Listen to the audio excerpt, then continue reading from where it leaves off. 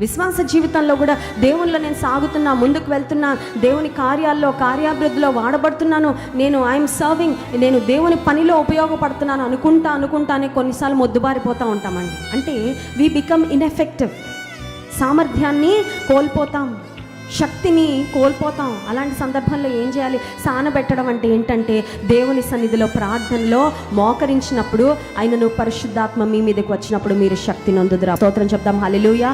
ఉపవాస ప్రార్థన ఎందుకు? So that we can be effective, ఇంకా సామర్థ్యం కలిగి సేవ చేయాలి. పని చేస్తుందని కాదు. ఇప్పుడు దేవుని కొరకు వాడబడడం అంటే ఏంటి?